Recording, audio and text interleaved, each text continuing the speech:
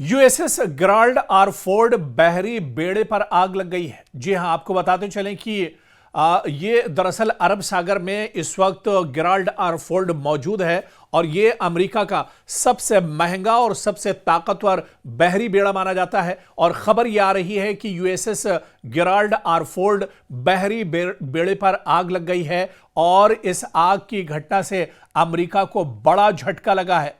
आपको बताते चलें कि 13 अरब डॉलर्स के अमेरिकी जहाज में दरअसल ये आग लगी है। ये बेड़ा दरअसल 13 अरब डॉलर अमेरिकी डॉलर्स की लागत का है, जहां पर ये एक तरह से आग लगी है। लेकिन आग को दरअसल जो एक्सपर्ट्स हैं वो कई नजरिए से देख रहे हैं। जब मिडिल ईस्ट में भयानक जंग छिड़ी हुई है, ईरान लगातार अटैक कर रहा है, तो ऐसे में जो आग लगी है, इस आग को लेकर भी एक तरह से सवाल उठाए जा रहे हैं। कहा यह जा रहा है कि क्या अमेरिका ईरान के हमले में यह आग लगी है, या फिर अमेरिकी जो फौजी इस बहरी बेड़े पर मौजूद हैं उन्होंने एक तरह से अमेरिका से ही बगावत कर दी है, या फिर ये फौजी क्या थके हुए फौजियों ने घर जाने के लिए अपने ही जहाज को एक तरह से आग लगा दी है, अपने ही जहाज को लेकर एक तरह से बगावत कर दी है। इस तरह के सवाल भी उठ रहे हैं क्योंकि अमेरिकी नेवी इस बात की जांच पड़ताल कर रही है कि यूएसएस गेराल्ड आर फोर्ड के एहलकारों ने अपनी ड्यूटी खत्म करवाने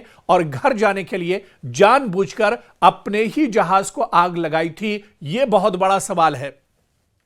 आप देखिए कि यह बहरी बेड़ा, यह जहाज जून 2025 से समंदर में है। अमेरिकी नेवी के vice chief admiral gym Kilby ने सीनेट को बताया कि यह डिप्लॉयमेंट अब तकरीबन 11 महीने तक चलेगी और जहाज मई से पहले वापस नहीं जाएगा। इन फौजियों को महीनों पहले घर जाने को कहा गया था, फिर इनकी ड्यूटी बढ़ा दी गई, फिर दोबारा इनकी ड्यूटी बढ़ाई गई और फिर इन्हें 2003 के बाद मशरिक़ वस्ता के सबसे बड़े मिलिट्री ऑपरेशन में झोंक दिया गया। और अब शायद इनमें से कुछ ने यह फैसला कर लिया कि इस जहाज से निकलने का वाहिद रास्ता इसे आग लगाना है। तो जिस तरह से इस बहरी बेड़े को, अमेरिकी बेड़े को आग लगी है, इसे कई तरह से देखा जा रहा है। एक तो यह कि क्या ईरान ने इस पर हमला किया है। ईरान पर हमले को लेकर अमेरिका भी एक तरह से नकार रहा है। जब ईरान ने हमला नहीं किया तो फिर इस बहरी बेड़े में आग कैसे लगी? इस वजह से जो एक्सपर्ट और माहिरीन हैं वो ये कह रहे हैं कि इस पर नेवी के जो जवान हैं वो दरअसल एक लंबे वक्त से अपने घर नहीं गए हैं। पिछले साल 2025 से वो अपने घर वालों से नहीं मिले हैं, वो अपने बाल बच्चों के पास नहीं जा पाए हैं। ऐसे में जो स्टाफ यहां पर मौजूद है, सिक्योरिटी फोर्सेस के जो जवान हैं, उनमें दरअसल गुस्सा है, नाराजगी है। वो अब ड्यूटी छोड़कर जाना चाहते हैं। वो ज़हनी तौर पर बहुत ज़्यादा थक चुके हैं। इस वजह से उन्होंने भी अब यहां से निकलने का एक रास्ता निकाला और इस जहाज को एक तरह से आग लगा दी। क्योंकि किसी वार जोन में अपने ही जहाज को आग लगाना खराब खाने या बुरे मौसम की वजह से ऐसा नहीं होता है। यह तब होता है जब कोई इदारा इंसानी बर्दाश्त को इस हद तक निचोड़ ले जहां मिशन से जिंदा बचना नामुमकिन लगने लगे।